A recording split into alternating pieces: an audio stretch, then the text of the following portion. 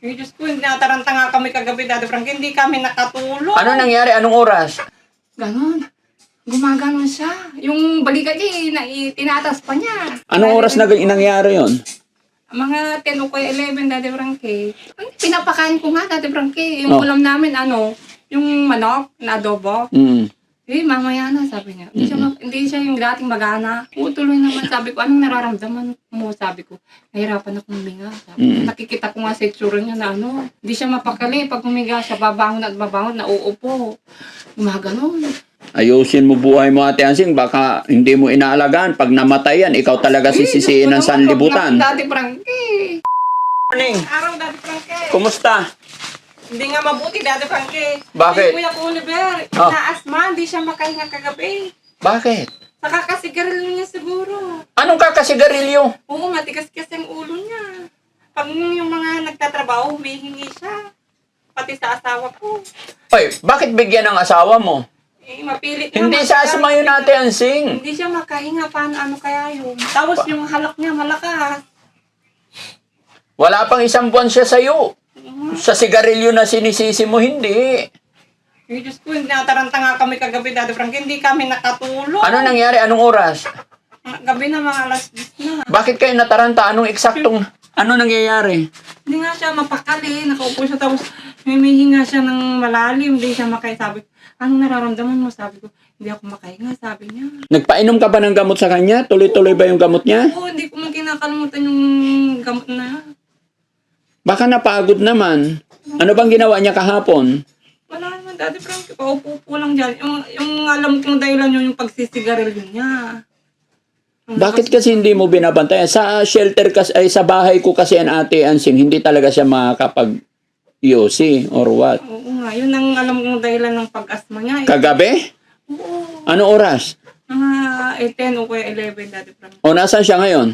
Saan si Oliver? Kagabi, pina-check up siya ng asawa ko. Binigyan siyang gamot. Ngayon, Saan siya pina-check up? dyan po sa may PGH. Oh. General Hospital. Ngayon po, pina-x-ray po ng asawa ko, kaya wala po siya. Ano po? Pinag? Pina-x-ray po. Oo. Kaya wala pa po sila. Baka mahaba po yung pila. Kinabahan talaga ako, Daddy Frank. Ay, Diyos ko, kakulagot ako nito kay Daddy Frankie. Sabi niya, pinapabayaan kita. Sabi ko, kaya nga, hindi kami nakatulong na masyado. Huwag kang mag-isip na mananagot kay Daddy Frankie. Ang isipin mo, yung kapatid mo. Siyempre. Hindi sa akin.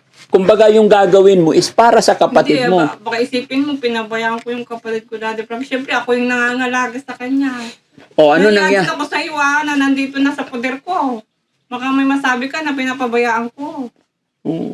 Pero ginagawa ko naman yung magagawa ko. Nakikita naman ng mga trabador na inaalagaan ko naman yung kuya ko. Matigas lang kasi yung ulo niya minsan. Hindi.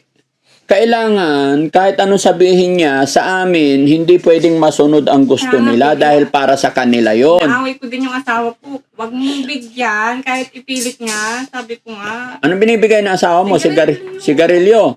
Dapat, ang asawa mo unang mag-stop sa sigarilyo. Yun ang hindi niya matanggal, Daddy Frankie. Mamamatay siya pag tinanggal niya yun. Kalokohan yon, salitang palusot lang yung Hindi mamamatay. Kasi yung mga adik na sa sigarilyo, Daddy Frankie, hindi nga silang mabubuhay. Adik ba yung asawa mo? Oo, nakakailang kahayan, maghapon. Papatukan ko talaga yung asawa mo. Ay, Diyos ko, na... Buti. Ay naku. Malaking problema pala yan kung adik na yung asawa mo. Kaya nga, sabi ko, ang tigas ng ulo, nag-away nga kami kagabi. Ang tigas kasi ng ulo mo, sabi Matigas ko. ulo ng asawa mo. Pati si kuya ko. Dalawa sila. Oo. Nga kanina, dumating yung mga nagtatrabaho, humihingi na naman. Ay, Diyos ko, wag na. Sabi ko, matigas yung ulo mo, ako yung mayayari. Sabi ko. Nga, pina-extra nga, hindi pa sila dumating. Una, check up. Tapos umuwi. Ngayon, x-ray. Bakit asawa mo ang kasama, hindi ikaw? Nagkatid kasi ako ng mga anak ko, Daddy Frank. Yung mga anak ko, ako naman ang gustong magkatid. Iba kasi, iba pa rin yung asikaso. Marunong naman yung asawa mo doon. Oo, alam naman niya ang gagawin niya.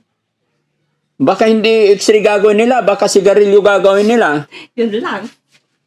Hindi, hospital naman yung pupunta nila, Daddy Frank. Private ba yon? Hindi man, public yun. Public. O sa magkano nagastos? Kagabi, nagbigay akong 1,000.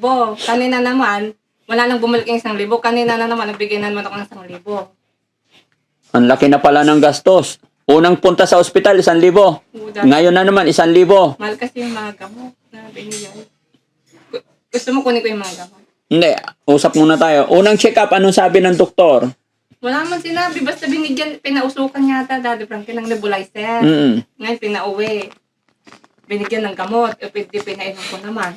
Siyempre, alam ng doktor, pina-check up, alam nila kung saan cause, kung ano nangyari, bakit hindi siya makahinga. Ano bang reason? Bakit pinadala mo sa ospital? Sige. Yun nga, ang lalakas ng mga paghinga niya, hindi siya makahinga. Ganun. Paano Tapos may paghinga niya? alak. Paano? Pakita mo sa akin. Paano siya huminga malakas? Ganon. Paano? Ulit. Sige na. Niya yung hininga niya. Paano nga? Paano? Sabi niya, tapos hindi siya mapakali. Hindi, sige, diretso, para alam ko yung gagawin ko. Ganon, may halak. Hindi isa lang, kailangan matatlo. Ganon. Mm. Gumaganon siya. Yung balikat niya, tinatas pa niya. Anong oras na nangyari yon? Mga 10 o 11, Daddy Frankie. Tapos, anong oras nyo dinala na ospital? 11. 11 ng gabi. Nung gabing yon, natakot ka. Oo, Daddy Frankie. Sabi, Natakot ka, bakit hindi ikaw ang kasama? yung mga anak ko nga. Masama din yung... Paano siya huminga malalim? May halak siya, may tunog. Tapos pag gabi, Kagabi nung umuwi din sila, tapos binigyan ng gamot. umihilik siya? Ganon? Hindi naman. Hindi naman, Daddy Frankie.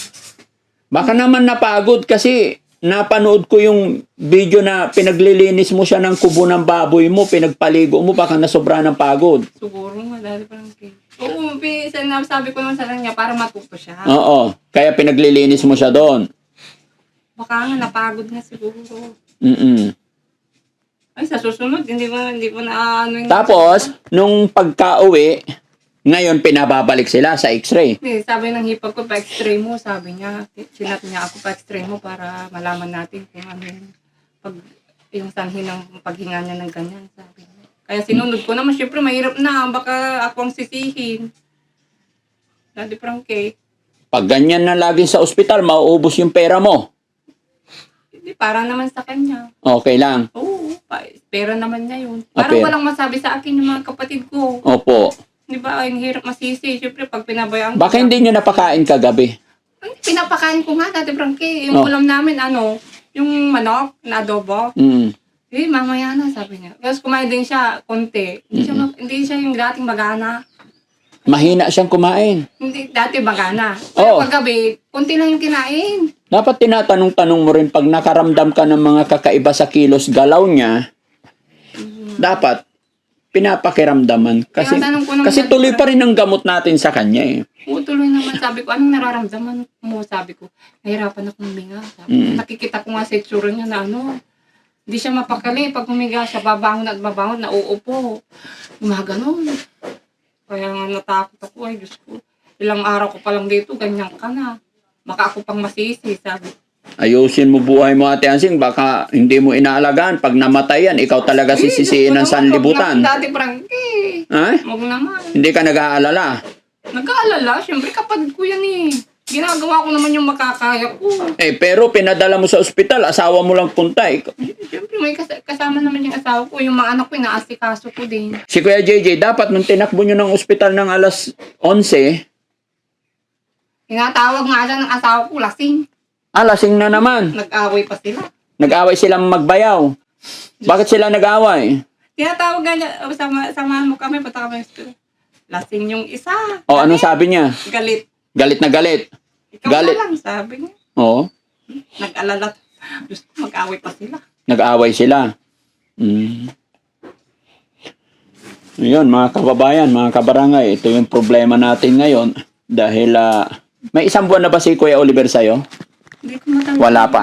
Mag-iisang buwan na po si Kuya Oliver at ito nga po, tinakbo sa ospital daw si Kuya Oliver kagabi. Paano yung hingal niya? Paano? Yun. Mga ganun siya, Daddy Frankie. Tapos malakas yung halak niya. Hindi, dire-diretso. Paano? Sabi niya, ay Diyos ko po. Yun. So, malalaman natin sa labas ng x-ray niya. Pero okay rin yung ginawa mo na pinadala mo sa ospital para at least Alala ako. hindi pwede Ate Hansing na ipagsawalang bahala yung nararamdaman niya. Good. Saludo ako sa'yo pagdating doon. Yun lang, alalayan mo rin kasi yung pag-uutos sa kanya, baka napagod siya. Tapos sabihan mo yung asawa mo na adik. Kung adik siya, wag niya na idamay si ano. Nag-aaway kami sa ganyan, sigarilyo. Oo. Sabi ko, imbis na hindi niya makita, pinapakita mo. Sabi ko, syempre maiinggan nyo yan, manigarilyo. Sa susunod, itago mong manigarilyo ka. Gaano ba ka-adik sa Ay, sigarilyo? Diyos ko, matakaw yan dati, Frankie. Yan, dyan nga rin kami nag-aaway. Sabi ko, ang mahal-mahal ng sigarilyo, di bili na lang sana ng bagoong, o kaya asin, bitchin. Ay, Diyos ko po. Yan pang binabadgetan mo. Sabi ko, hirap na nga ng buhay. Wala, pag nasanay kasi yung isang tao, Nag-inom? sigarilyo, mahirap. May inom din ba yung asawa mo? Umiinom din na, di ba? Baka nag-inuman silang dalawa ni o kaya Oliver. Hindi naman. Hindi naman. Lagi kong sinasabi, ay, bawal sa kanya yan. Sabi ko. Oo. Lagi kong pinapaalala. Wag na wag mong painumin yan. Sabi ko. Sa amin kasi Ate Ansing, Sabi ko sigarilyo, nga, Daddy Frankie. inom, pinakabawal. Kaya kita mo sa amin, walang problema. Tapos nag-exercise pa kami, basketball, umaga, paliguan. Sa init ng panahon din, kasama rin yun. Sabi ko nga sa asawa ko, Daddy Frankie, doon sa Pangasinan, disiplinado sila. Hindi sila naninigarilyo. Yes, bawal talaga. Yun yung reason kung bakit may gate ako. Kasi useless yung pagpapagamot natin sa kanila. Kaya mapansin mo nung nandoon maraming prutas sa lamisa, yun ang paglibangan nila. Tapos manood lang sila ng TV, paghapon, mag-basketball, Oo nga, yun, Daddy Frankie. makipaglaro sa mga aso namin tuta. Pero pag ginagawa ng bahay nga, Daddy Frankie, sabi ko sa asawa ko, magpagawa ka ng ring para may pag-basketballan siya. Gusto mo pagawan natin siya ng ring. Hindi, yung asawa ko na lang mayroon dyan na paggawan ng basketball. Yung poste na lang yung papatayon. Para maglaro din yung mga anak ko, malibang-libang sila. Ilan taon ba yung anak mo panganay? 11 na dahil. 11. Tapos- Babae yun ah. Ay lalaki. Tapos yung pangalawa lalaki din. Lalaki din. 7. Ilan anak mo talaga? Tatlo. 11 yung panganay, pangalawa, 7, 7. tapos yung bunso. Nahihiwagaan lang kasi ako, Ate Ansing, kaya kinlaklaro ko rin yung mga anak mo kasi yun nga, yung sinabi ni Kuya JJ nakaraan, bakit sinasabi niya na aangkinin ng mga Sabi anak mo? lang niya yun, Daddy Frankie. Baka siya yung nag-iisip na umangkin. Di ba, yun nga, ayaw niyang tumulong dyan sa kawayan. Ako lahat ang nag-ano dyan, akong nagpusa para sa kapatid ko. Sabi ko, tumulong-tulong ako dyan. Hindi, kasi nahihiwagaan ako kasi sa edad ng mga bata na yan, 11, 7, 2 years old, kahit sabihin natin 15 years old, hindi mo pa makikitaan ang mga bata na interest kung ano man, madalang. Kumbaga, ang priority, makikita mo sa bata, mga kababayan, is mag-aral, maglaro, kumain, matulog. Yun lang makikita mo sa bata. Saka, nakapokus sila sa pag-aaral nila. Daddy Yes. Frankie. Saka, Pero- pinapaunawa ko sa mga anak ko na, tito nyo yan, kapatid ko yan, huwag niyong pakitaan ng masama, mahalin nyo. Yun ang itinuturo ko sa mga anak ko, unawain nyo. So, yun mga kababayan, sa ngayon po talaga, nagulat ako pagdating namin dito sa bahay, is ito ang bungad sa akin ni Ate Ansing na yung kapatid niyan si Kuya Oliver is inatake ng sakit na hindi makahinga. Oo, Daddy. Pero ano sabi ng doktor? Asthma o ano?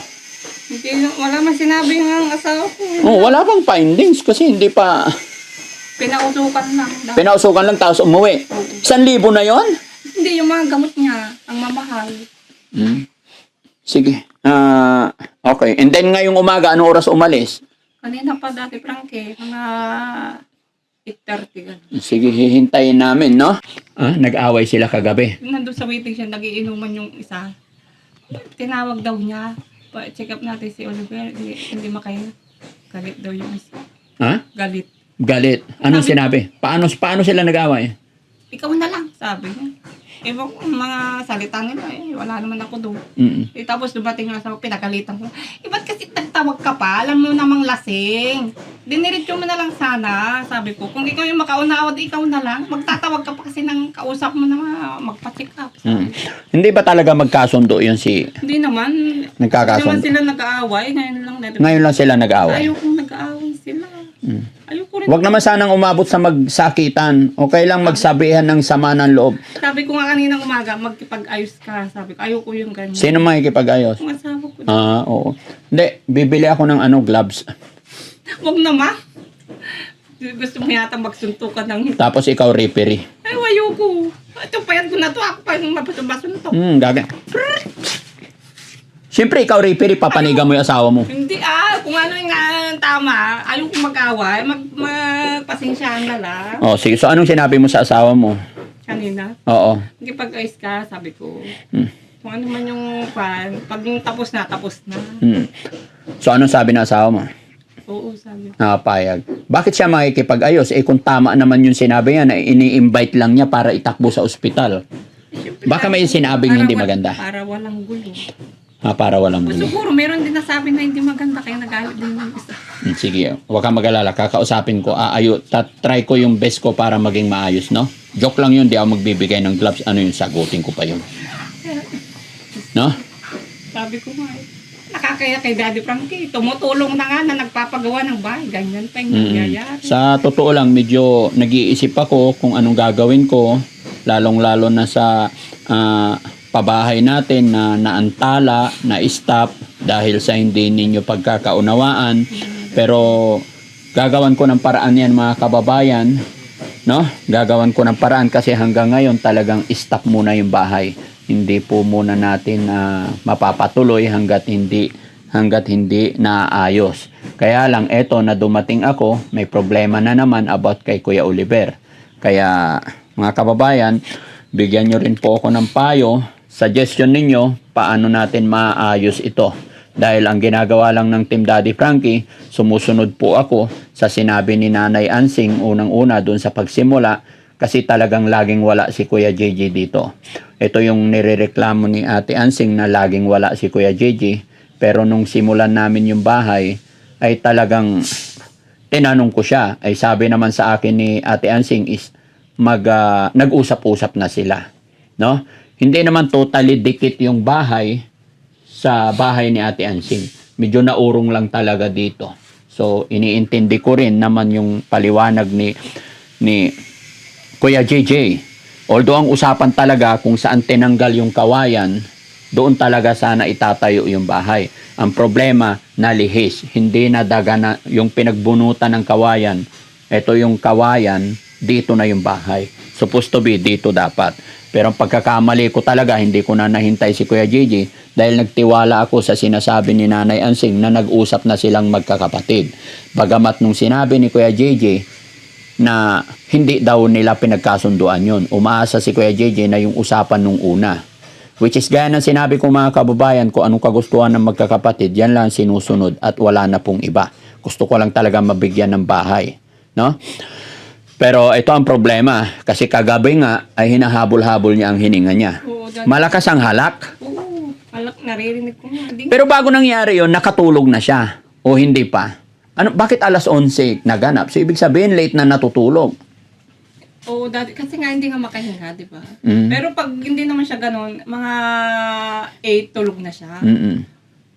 Kasi maaga din kami kumakain, pinapainom ko na siya ng gamot. Mm-mm. Para hindi ko makalimutan. Saka marami din akong trabaho para makahiga na rin ako. Para hindi na ako bumangon. O ito na yung gamot mo para hindi ko na ibigay mamaya kasi gusto ko. Tinitignan mo, pagbigay mo, hindi ka aalis, hindi ka tatalikod hanggat hindi na inom yung mga gamot, ha? Oo, dati. Baka, ito gamot mo, inom ka na.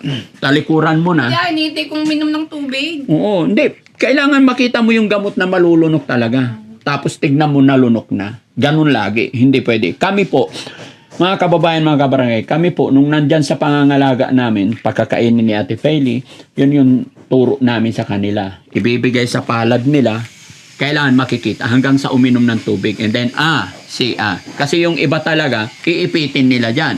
Pag talikod mo, pipitik nila dyan.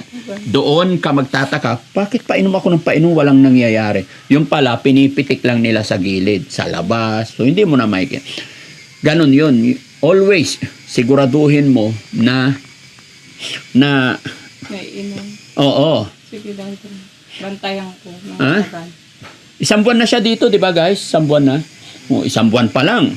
Much more pagka umabot ng Yung nga hindi isip ko, nagkalala ako, Daddy Frankie.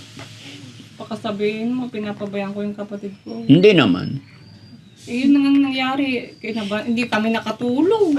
Pag na-check up naman yan, na-x-ray naman yan, malalaman ko ano yung cause ng pagkaganyan niya. Pero kung madalas magsigarilyo, yun talaga ang magiging problema, mga kababayan. Daddy Frankie, Ang problema pa nito, ang nagbibigay daw ng sigarilyo, yung asawa niya. Saka humingi din siya sa mga kapitbahay ko. Daddy Frankie. Hindi ko naman mabawalan. Sabi niya, isa lang to, sabi niya. Kaya, Sige, at kakausapin ko pagdating, no? sinakay sa motor, tapos pagdating daw sa cruising, nagkita siya doon. Tinawag daw, doon nagiinom. Tinawag daw. Oo. Doktor natin siya, sabi, galit daw yung isa. Oo. Ikaw na lang, sabi. Ano nangyari? May black eye. Wala naman. Nagsuntukan. Sino nag-aawat sa kanila? Kung lang yung parang hindi naman grabing suntukan. Yung kasama nila din na nagiinom ba. Ay, Diyos ko, sabi ko, wag nyo nang, hindi na kayo bata, matatanda na tayo. Kung ano man yung mangyayari, magpasensya na lang. Kasi Nakausap mo na yung kapatid mo? pwede. After nila magsuntukan. Umaling. Oo.